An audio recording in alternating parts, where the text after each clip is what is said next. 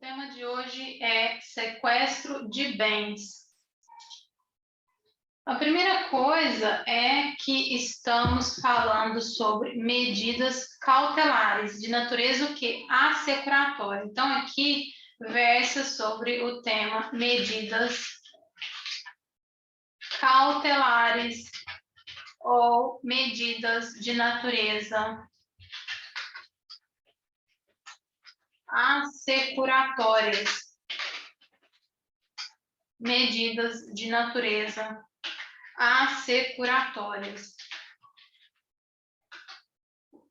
Aqui temos que a finalidade é resguardar o interesse da vítima em relação resguardar o interesse da vítima em relação a futuros ressarcimentos.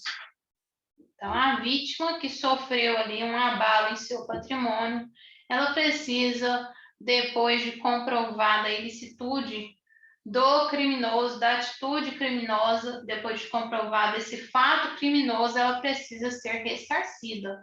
Mas o Estado deve ir atrás desse bem para garantir que esse patrimônio ele não seja utilizado de forma espúria pelo criminoso.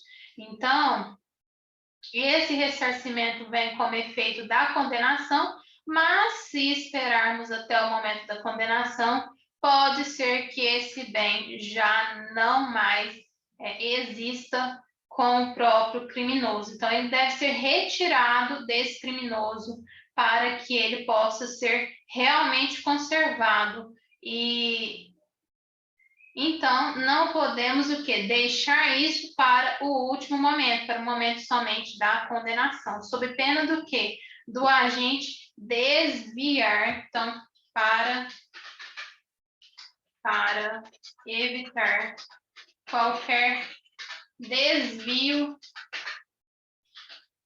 do bem. Nesse caso, é necessário adotar medidas de conservação para chegar no final, no momento da execução e nesse momento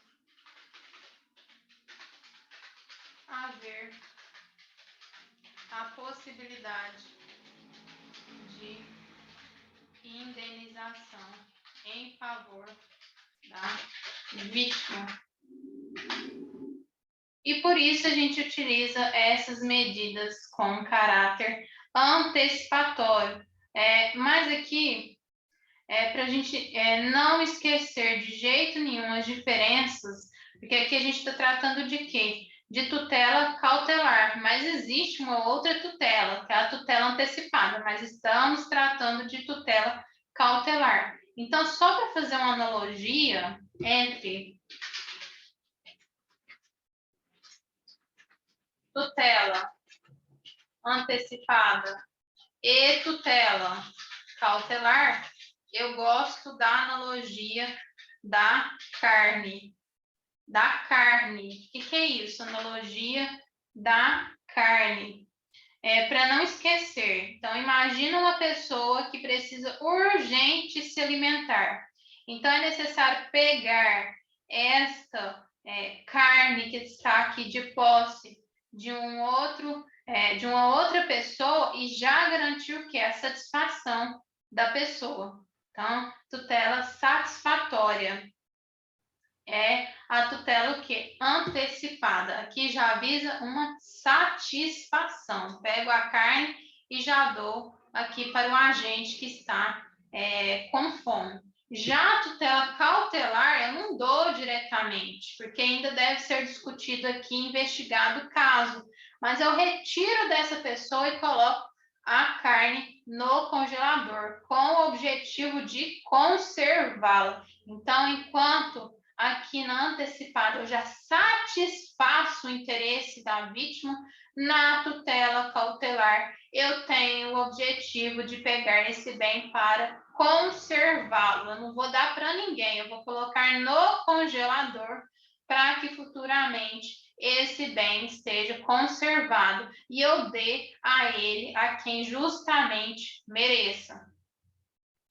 Então, aqui, no caso, para as indenizações futuras. Então, aqui estamos falando de quê? Não estamos falando de uma satisfação plena e imediata. Estamos falando de uma conservação. Então, isso aí é só para decorar e colocar aqui as características de uma cautelar, diferenciando-a com a tutela, em face da tutela antecipada. E então, a cautelar, ela não há uma necessidade tão urgente em termos de satisfação, mas é necessário pegar aqui, como diria, essa carne, esse bem, colocar lá no congelador com a finalidade de conservá-lo, de conservar a carne, aqui nesse exemplo fictício aqui, só para imaginar. Isso significa que eu pego o bem, retiro da pessoa que está de posse desse bem, para que essa pessoa não dê um fim nesse bem. Eu preciso conservá-lo. Nesse caso de indenização, por exemplo, quando ele pertence, que essa indenização pertence ao Estado, de imediato não vai utilizar esse bem, mas é necessário o quê? Evitar riscos. Então, essa tutela vem para evitar riscos de dilapidação desse bem.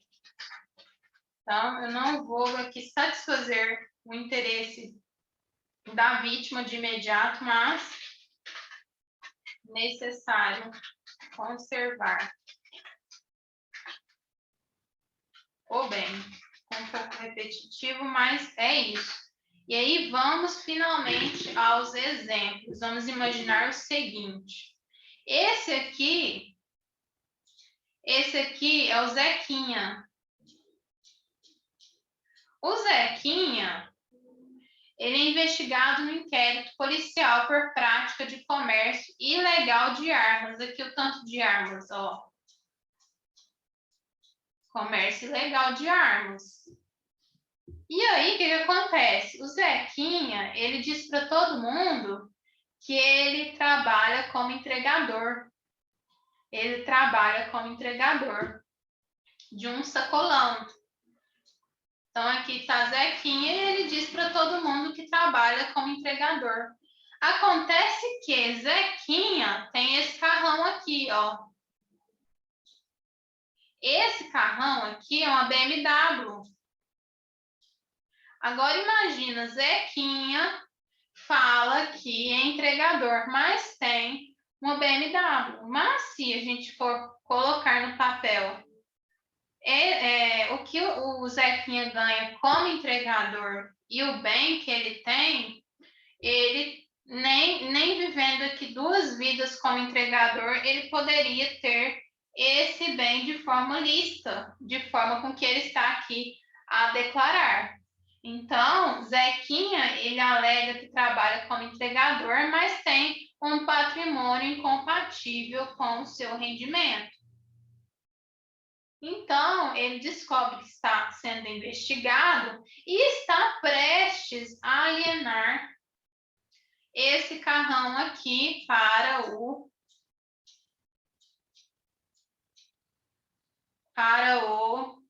Nelinho.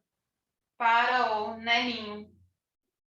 E aí pensa, ele já está sendo investigado. Se a polícia não tiver medidas urgentes, acautelatórias e de conservação desse bem, o que vai acontecer? E essa venda ilícita que causou inúmeros prejuízos para o Estado não vai ter como aqui o ressarcimento do Estado. Não vai ter como ressarcir o Estado. Por quê? Porque ele vai dar aqui um fim em seu patrimônio. Então, é necessário que medidas para que ele possa não fazer qualquer tipo, para que ele não possa fazer qualquer tipo aqui de dilapidação do seu patrimônio. E aí acontece o seguinte: o delegado de polícia está aqui fazendo a investigação. Só porque o Ministério Público aguarda a investigação para o oferecimento, para ter justa causa aqui para oferecer o que? A ação penal. Está aqui esperando motivos, provas para oferecer a ação penal. Acontece que, se o delegado de polícia aguardar até o oferecimento da ação penal, pode ser que esse bem já tenha acabado. Já tenha sido o quê? Dilapidado. Então, aqui seria denúncia. Aqui estamos no momento pré-processual de investigação. Agora, pensa se a gente espera até o final do inquérito da parte pré-processual. O que vai acontecer? Esse bem não vai ser conservado porque ele vai desaparecer. Então, antes mesmo do oferecimento da denúncia, é possível, no momento do inquérito policial, na fase pré-processual, que seja aqui requerido, através de representação do delegado de polícia, as medidas adequadas, como a de sequestro de bens, antes mesmo de oferecida a denúncia. E qual que é o fundamento disso? O fundamento é o artigo 125, 126 e 127 do CPP, Código de Processo Penal. Então, vamos fazer a leitura. Artigo 125, capítulo 6 das medidas assecuratórias.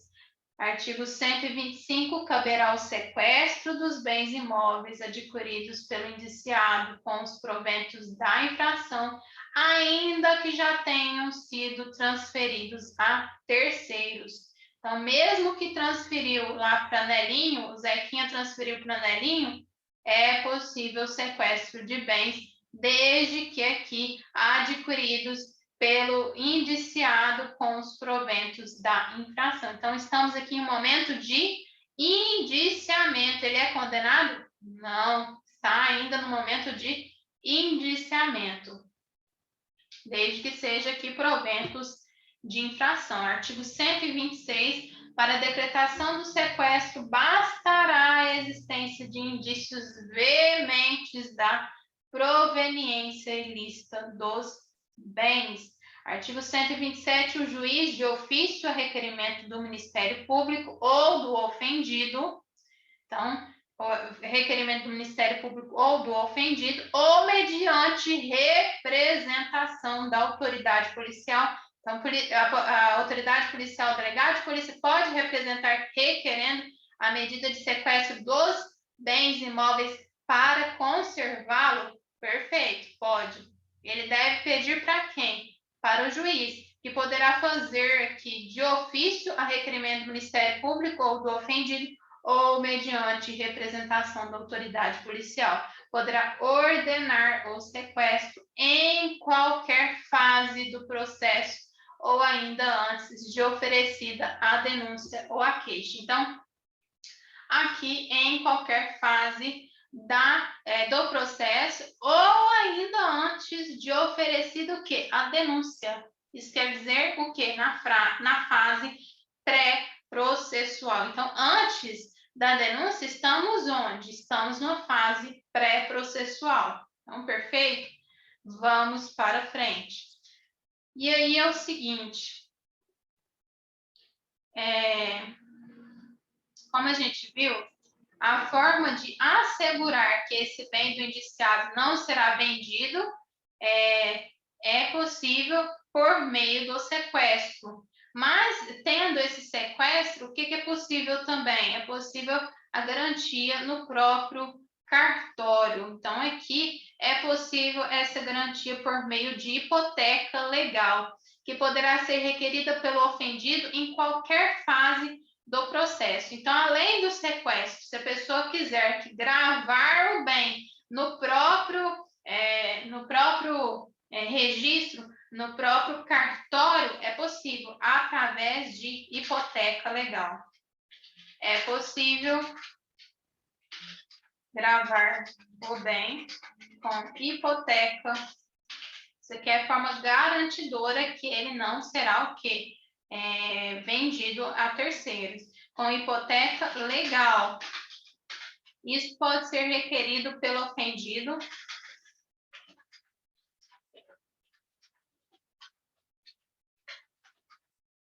em qualquer fase do processo. Poderá ser requerido pelo ofendido em qualquer fase do processo. Isso nada mais é do que cópia de lei. Artigo 134, a hipoteca legal será aqui sobre os imóveis, a hipoteca legal sobre os imóveis do indiciado poderá ser requerida pelo ofendido em qualquer fase do processo. Aqui já estamos na fase do processo, desde que haja certeza da infração e indícios suficientes da autoria. Agora, se for coisa apreendida, mas encontrarmos aqui pela frente um terceiro de boa fé. Terceiro de boa fé. O terceiro de boa fé. E aí?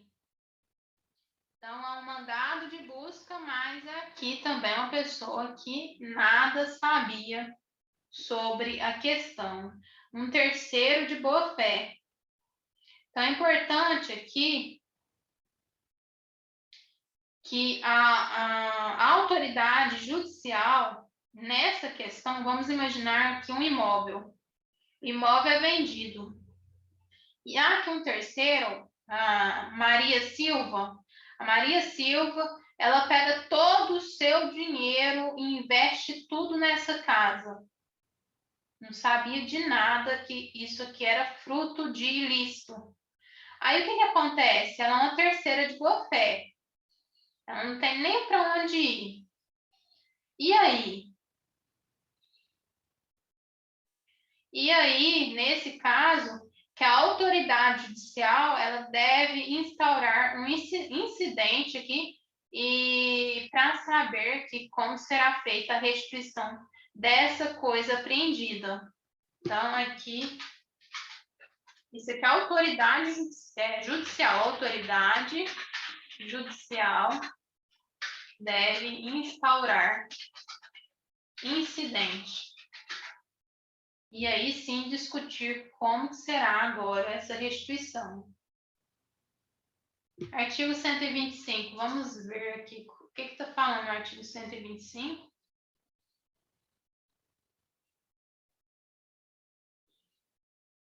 Aqui, ó. O sequestro poderá ainda ser embargado pelo terceiro a quem houverem os bens sido transferidos a título oneroso sob o fundamento de tê-los adquiridos de boa fé. De boa fé. É importante dizer que esse mandado de busca e apreensão, esse mandado, ele deve ser preciso. Vamos imaginar aqui que é em uma favela. Não é porque é em uma favela que é possível sair por aí em qualquer lugar. Não, é necessário uma coisa séria aqui, uma coisa que já sabe quem é o proprietário, quem é o morador. Não há indícios sérios de ilicitude, então tem que saber de quem que é.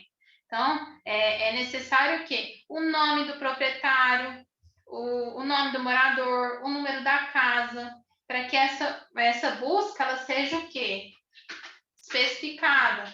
Deve ser uma busca individualizada. Então, aqui, se a questão disser que a busca é dentro de uma favela que não há individualização de endereço, morador, nem nada nesse sentido, então, isso aqui não está de acordo com a legalidade. Tem que ser individualizado. Artigo 243 do Código de Processo Penal, ele vai colocar aqui como que deve ser identificada essa busca. E isso significa que não é possível que haja uma busca e apreensão em determinada favela de forma inespecífica, sem especificar todos esses requisitos já garantidos pelo Código de Processo Penal. Lembrando que, segundo o artigo 245, as buscas elas serão executadas no período do dia. Buscas. Qual que é o período? Período do dia. Mas pode acontecer que um policial tenha aqui esse mandado todo individualizado, todo certo, e chega aqui com muito trabalho, então chegamos à noite, e aí é necessário que cumprir esse mandado. Então, à noite pode? Não, é só durante o dia, mas se ele for até o local, pedir permissão para o morador e o morador aceitar, é possível também em outro horário. Então, é possível aqui em outro horário, desde que permitido pelo próprio morador. Artigo 245. Artigo 245.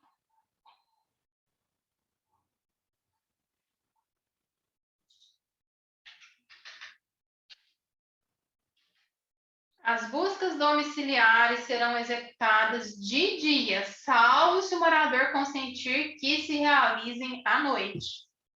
Então, de dia, salvo se o morador consentir que se realizem à noite. E o fundamento para que essa medida seja requerida aqui, no caso, pela representação do delegado de polícia, ele quer representar pelo sequestro de um bem.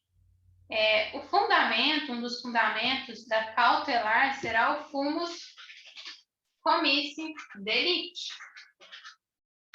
que está presente no artigo 126 do CPP. E aí vale lembrar que os indícios, eles devem ser indícios veementes de produto de crime. Então, o delegado de polícia deve falar, Zequinha está aqui com a BMW e ele diz que trabalha como entregador, e esse patrimônio é incompatível, e já temos indícios que ele mexe com o tráfico de armas. Então, aí sim, temos o quê? O fumus comissi delicti, presente no artigo 126 do Código de Processo Penal. E aí, devemos o que observar? Indícios, como diz lá o artigo, indícios o quê? Veementes,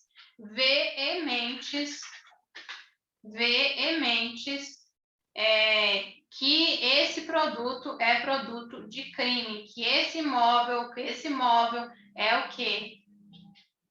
Que esse bem é produto de crime, de uma ação criminosa, ele é auferido pela prática criminosa.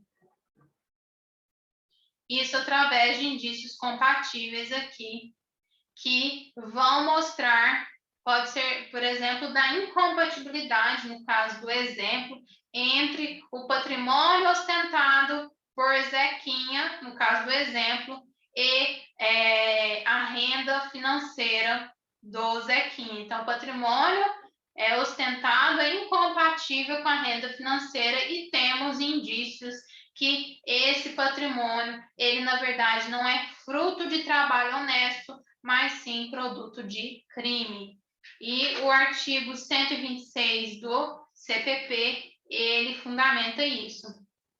Outra coisa que é necessário fundamentar é o periculum in mora, no momento de requerer essa medida, periculum in mora.